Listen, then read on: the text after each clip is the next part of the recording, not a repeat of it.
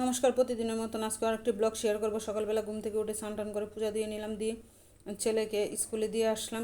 ছেলের আজকে এক্সাম শেষ, আবার আজকে ছেলের স্কুলে রেজাল্টও দিবে, ওই জন্য তাড়াহুড়ো করে ছেলেকে আজকে আগে দিয়ে আসছি। দিয়ে এসে তারপরে আমি চা বানিয়ে নিলাম আমি খাওয়ার জন্য। তারপরে বিস্কিট ছানাচুর ছিল, মুড়ি ছিল, এর সাথে আমি খেয়ে নিলাম। আর মেয়ে আজকে তো প্রাইভেট কোচিং শেষ, এগুলো আস্তে আস্তে সবগুলোই থেকে বিদায় নিয়ে আসছে। আসার সময় কোচিং সেন্টারে চারের আজকে ঐশী তারা মেয়েকে আজকে অনেক খাবার টাবার দিল, তারা সবাইকে আজকে খাবার দিল, মুরগ পোলাও দিল খাওয়ার জন্য। তো ঐশী কী করছে, মেয়ে কী করছে, এগুলো আর খাই নাই, বাসায় নিয়ে আসছে যে ভাই বোন একসাথে মিলে খাবে। তো আর তাড়াহুড়া করে আমিও রান্না বসিয়ে দিলাম, কারণ আজকে ভাত আর তরকারিটা নামিয়ে যাব, পরে এসে বাকিগুলো রান্না করব, কারণ বাইরে থেকে আসলে রান্না করতে মন চায় না। তো আইসা লেট করলাম না, একসাথে খেয়েই তাড়াতাড়িগুলো একদিকে ভাত বসিয়ে দিলাম, আর একদিকে মাছ ভাজি করে নিলাম। মাছ দিয়ে আজকে একটু বোনা রান্না করব। সেদিন জিরা বাটা আদা বাটা দিয়ে কালি জিরা ফোড়ন দিয়ে মাছ রান্না করেছিলাম, অনেক ভালো লাগছে খেতে। তো মেয়ে বলতেছে এরকম করে আজকে আবার মাছ বোনা করার জন্য। তো আজকে আবার ওই রকমভাবে মাছ বোনা করলাম, কারণ ওই রকম মাছ বোনাটা খেতে অনেক ভালো লাগে। তো হলুদ মরিচের গুঁড়ি একসাথে দিয়ে নিলাম, আর জিরা বাটা আদা বাটা দিয়ে নিলাম, দিয়ে ভালো করে মশলাটা কষিয়ে নিলাম। আদা বাটা দিলে জিরা বাটা দিলে মশলাটা খেতে অনেক ভালো হয়। মাছগুলো রান্না করলাম, অনেক স্বাদ হয়েছে। সেদিন অনেক পছন্দ করছে আপনার বাইরে, মেয়ে বলতেছে মা ওইভাবে আরেকদিন রান্না করো। তো ওই জন্য পরশু দিন রান্না করেছিলাম, আর কালকে আবার বেগুন আলু দিয়ে মাছের রসা রান্না করছি। আজকে আবার বোনা রান্না করবো, কালকে আবার রসা রান্না করবো। একদিন প্রত্যেকদিন তো একরকম খাবার খেতে ভালো লাগে না, চেষ্টা করি একদিন এক এক রকম খাবার খাওয়ার জন্য।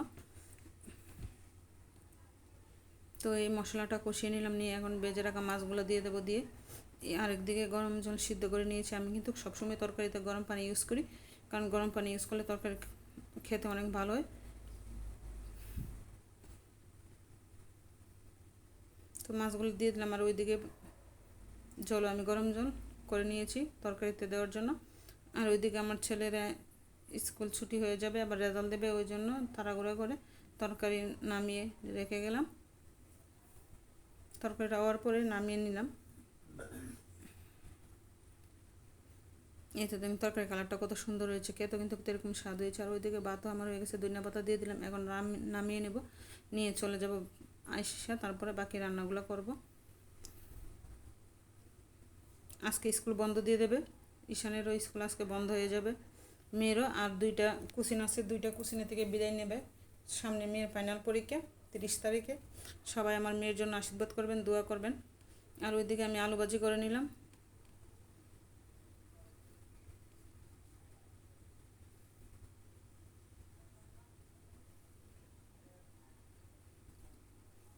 এরকম ফল আলু ভাজি আমার ছেলে অনেক পছন্দ করে, কারণ ভাজি কিছু ছিল না, তাই আপনার ভাইয়ে বলছে আসার সময় আমি নিয়ে আসবো, বাসায় আলু আছে, আলু ভাজি করে ফেললাম।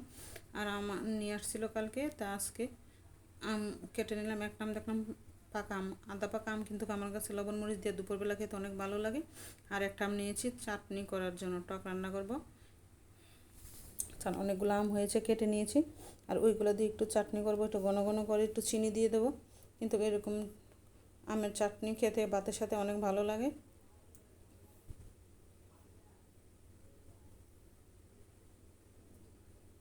এই ছিল আমার দুপুরের রান্নাবান্না। আমি বেশি একটা রান্না করে আজকে 3টা রান্না করলাম। এরকম বেশি রান্না করলে দেখা যায় খাওয়া হয় না, ফ্রিজে থেকে যায়, ওই জন্য আমি পরিমাণ মতো